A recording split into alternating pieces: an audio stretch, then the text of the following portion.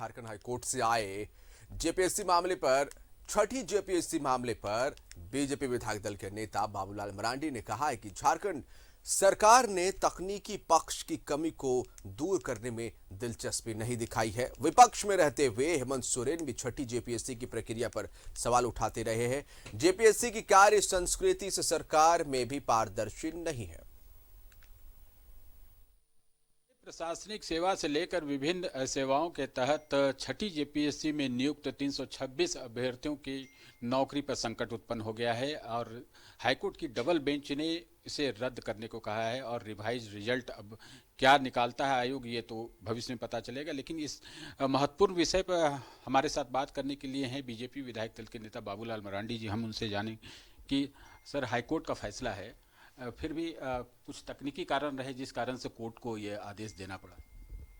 देखिए, high court का फैसला तो अभी तक हमने देखा नहीं है, इसलिए कोई विशेष तो हम इसमें प्रतिक्रिया मैं अपनी ओर से दे नहीं पाऊँगा बिना अध्ययन किए।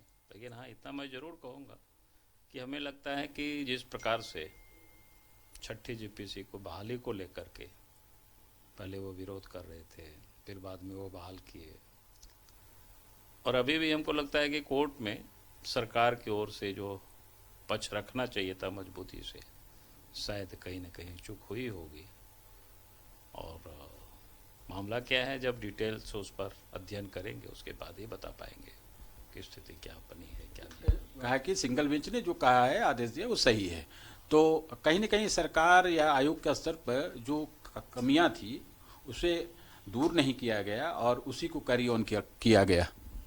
देखिए, मैं बार बार कहता हूँ कि भाई सरकार में तो सिर्फ गड़बड़ी ही गड़बड़ी हो रही है, और अभी खास करके नियुक्ति को लेकर के आप उन्होंने कहा थे भाई नियुक्ति वर्ष रहेगी 2021 का, तो नियुक्ति वर्ष तो 2021 इनके लिए रहा नहीं, बल्कि 2021 में कई सारे विभागों की जो नियुक्ति प्रक्रिया पूरी भी हो गई थी, नियुक्ति पेपर देना बचा हुआ था, उन सारी नियुक्ति को भी रद्द कर दी। की सरकार यानी बीजेपी की सरकार थी, रघुवर जी की सरकार थी, उसी समय प्रक्रिया शुरू हुई थी। और आज जो सत्ता में हैं वो लोग कहते थे कि छठी जेपीएससी में कई तरह की गड़बड़ियां हुई हैं कई स्तर पे।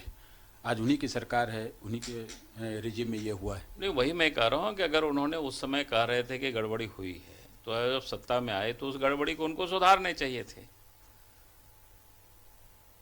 लेकिन उससे लगता है कि गड़बड़ी को सुधारा कि और गड़बड़ किया, वो तो पूरी देखने के बाद पता चलेगा।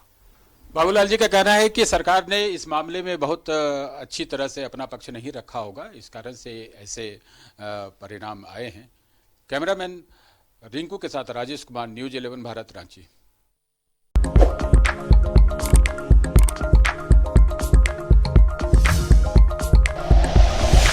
Like and share videos, subscribe करें हमारा चैनल और प्रेस करें बेल आइकॉन। न्यूज़ 11 भारत, सच है तो दिखेगा।